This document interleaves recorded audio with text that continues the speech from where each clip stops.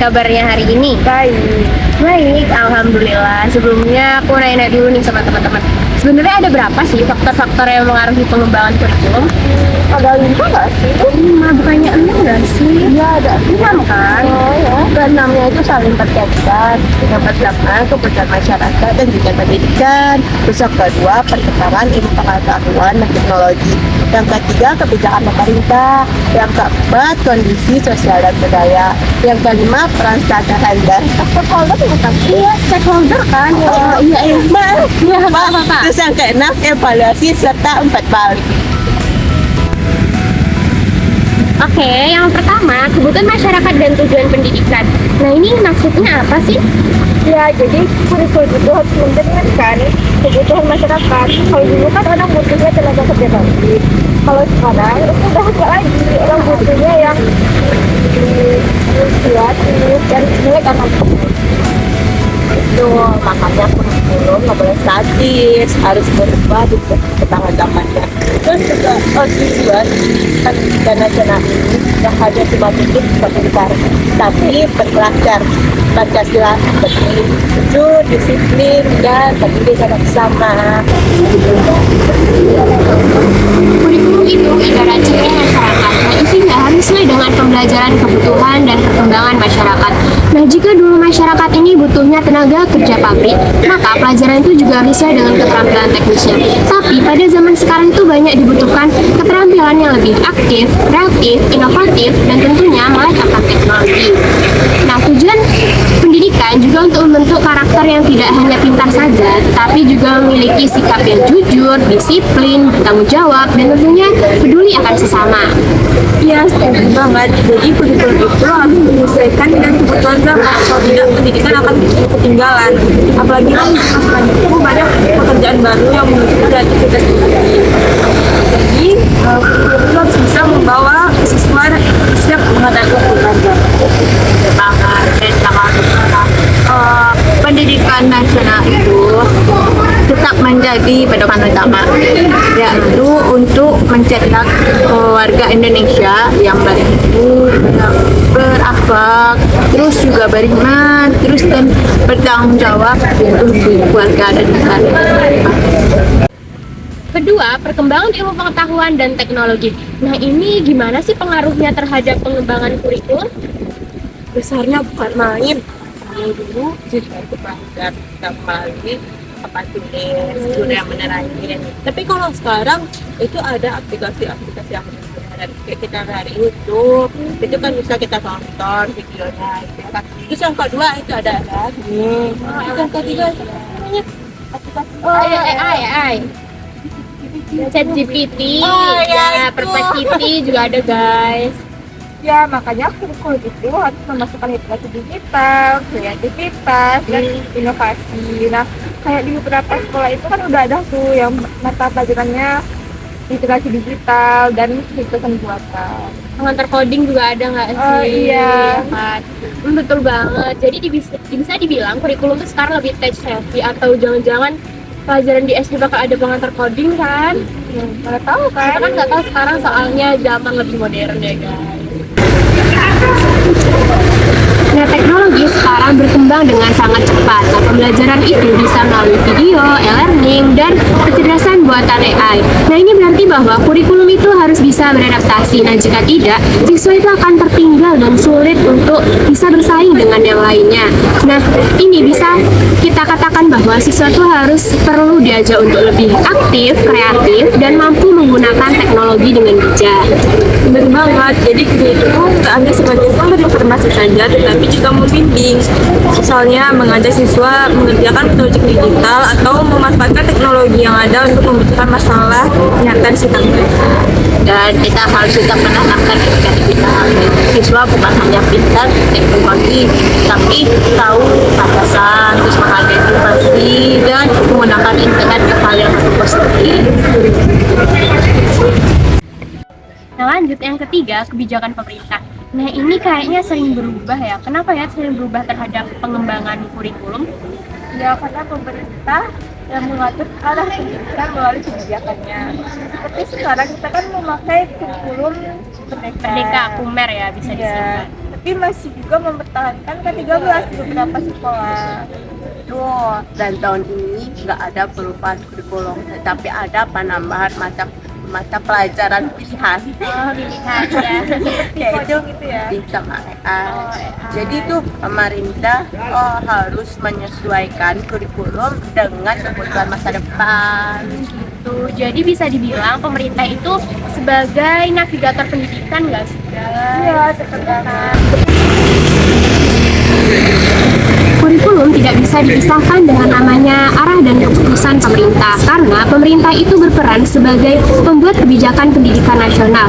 Nah, setiap perubahan visi pembangunan nasional biasanya diikuti dengan penyesuaian perkembangan kurikulum agar sesuai dengan perkembangan zamannya.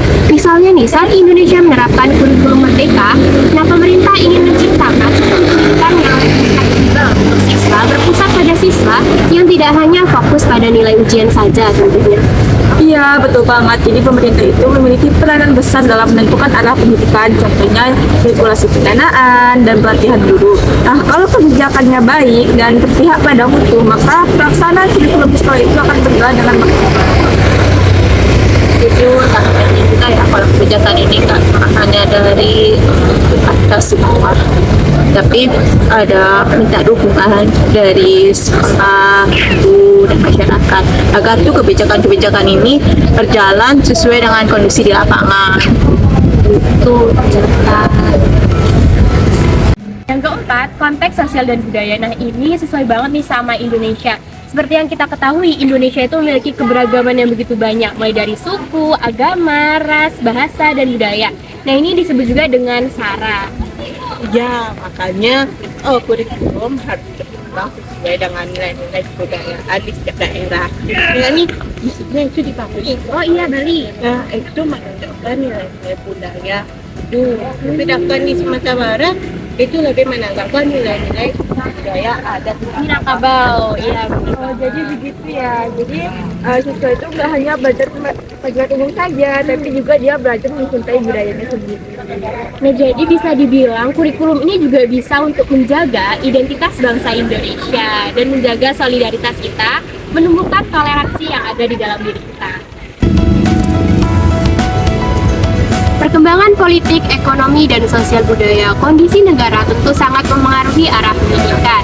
Nah, misalnya saat pemerintah fokus pada pembangunan ekonomi kreatif, ini mengarahkan kurikulum untuk menumbuhkan jiwa inovasi dan wirausaha. Nah, keragaman di Indonesia juga memiliki keragaman yang luar biasa. Nah, itu kurikulum harus menyesuaikan dengan nilai-nilai lokal tanpa kehilangan semangat nasionalisme. Ya, betul sekali. Kalau kurikulum bisa memasukkan budaya daerah, pasti siswa sangat bangga sekali dengan identitasnya. Misalnya mengenalkan kearifan lokal seperti seni, kerajinan, ataupun tradisi budaya dalam pelajaran sekolah.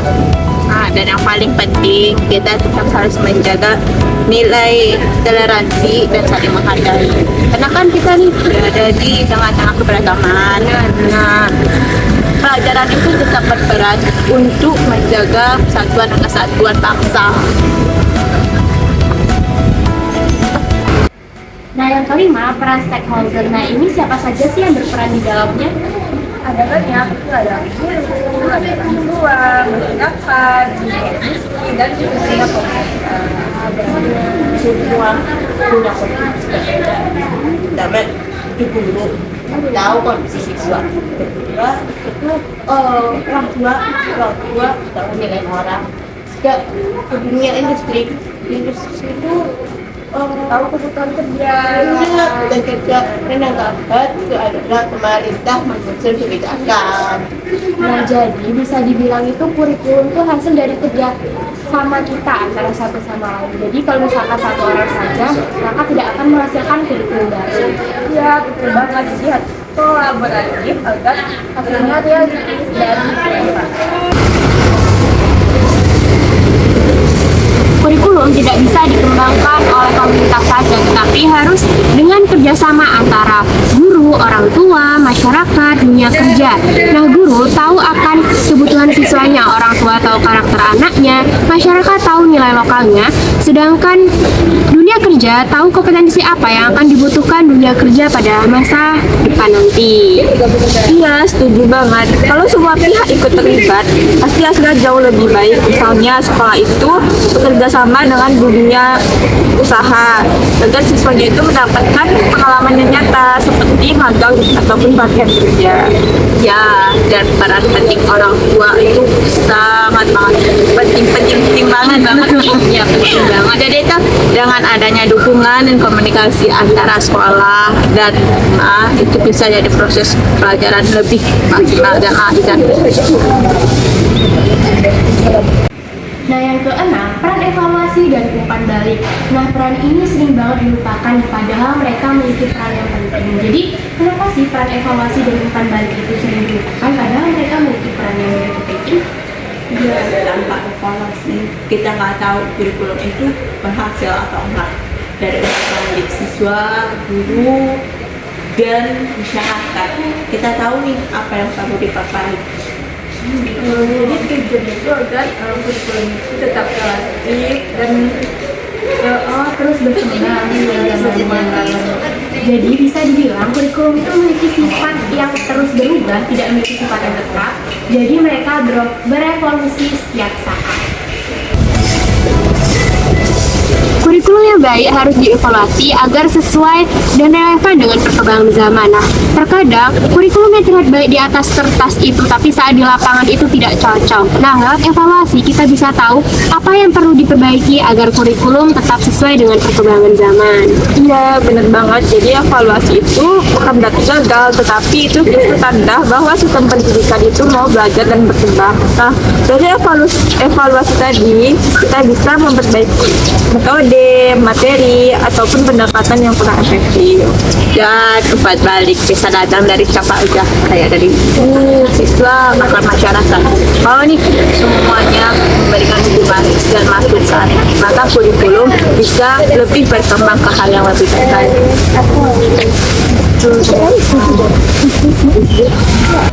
Nah, itu dia keenam faktor yang mengaruhi pengembangan kurikulum, mulai dari kebutuhan masyarakat dan tujuan pendidikan, perkembangan ilmu pengetahuan dan teknologi, kebijakan pemerintah, konteks sosial dan budaya, peran stakeholder, sampai evaluasi dan umpan balik. Jadi semua faktor itu penting dan saling berkaitan. Kalau semuanya berjalan seimbang, kurikulum bisa menjadi alat untuk mencetak generasi cerdas dan berkarakter. Keren banget, setuju banget nih. Terima kasih untuk kedua teman kece saya tentunya yang sudah memberi pemahaman tentang faktor-faktor yang mengaruhi pengembangan kurikulum. Terima kasih juga kepada teman-teman yang udah nonton dari awal hingga akhir. Jangan lupa, belajar juga bukan cuma soal memahami, tetapi juga mempelajari isi dunia dan mengikuti sesuai perkembangan zaman. Jangan lupa apa guys? Di like, Komen. and subscribe. See you guys.